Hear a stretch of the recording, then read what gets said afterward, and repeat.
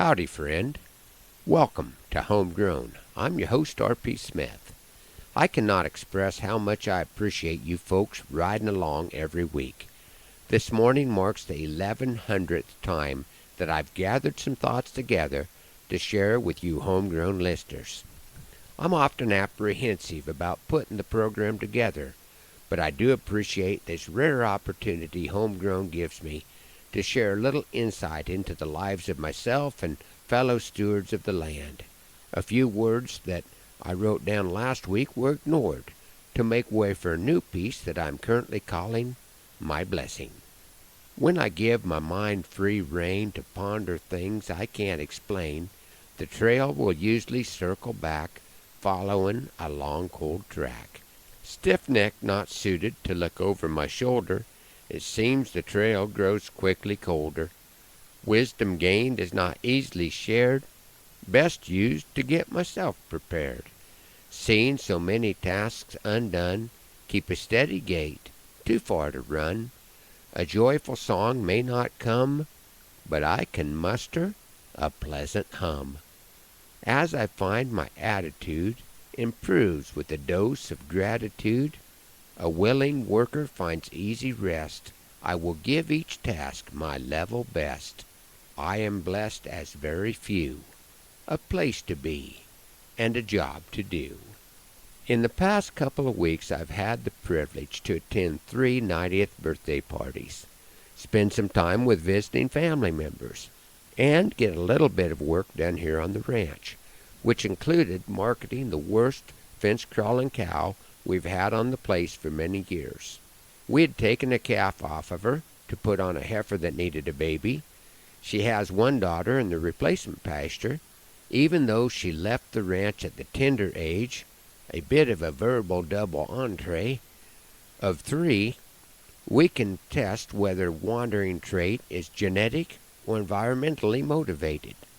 113 sold very well.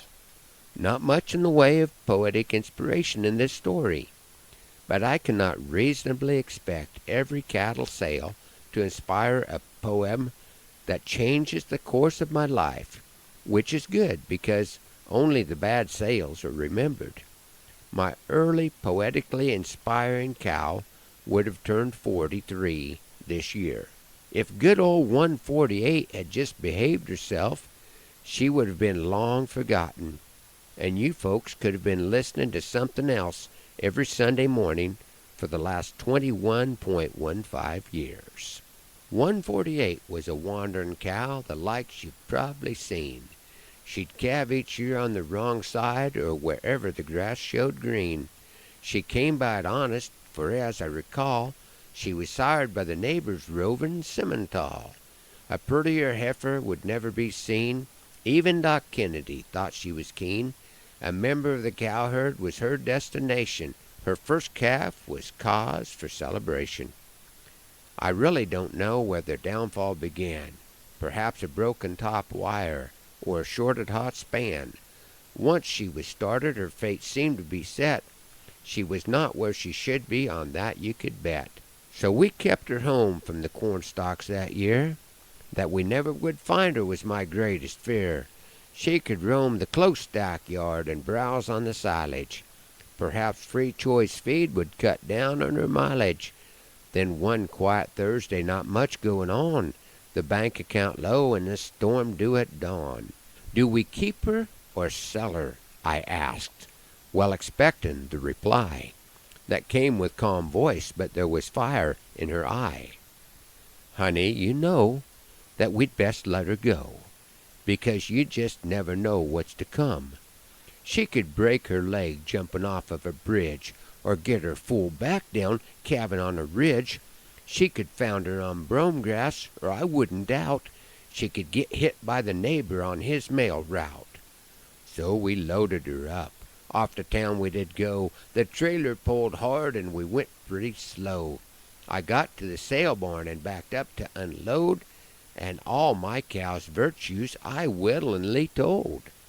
Her solid mouth, the calf she'd have in the spring, but somehow I forgot to mention her knack to take wing. So to the sale ring she quickly was driven, Such a big, pretty cow there could be no misgivin'. Sell her by the head, Dean said from the stand, and many a bidder began to raise hand. As the price climbed higher, I grabbed onto my knuckles and tried very hard to suppress any chuckles at the thought of a speculator tracking her down, or just watching in awe as she covered the ground. It was soon over. I sure thought it funny. She brought 4.25. I went after my money. When I looked at that check, I muttered, "What the heck?" as I looked at that paper in awe. Never be happy no matter the price is the code always used by my pa. Just say they stole her is the best policy, 'cause the joke was on her, but the laugh was on me. All that free feed near made me cuss. 148 weighed 1,400 pounds plus. Packer buyers are quite clever. My cow was golden arches bound, and I'm still wondering why I am $50 shy of what she should have brought by the pound. Thanks for riding along on Homegrown this morning. Hoping that the Lord blesses you real good today, that He is raining on your place, and that our happy trails cross again soon. I'm R.P. Smith.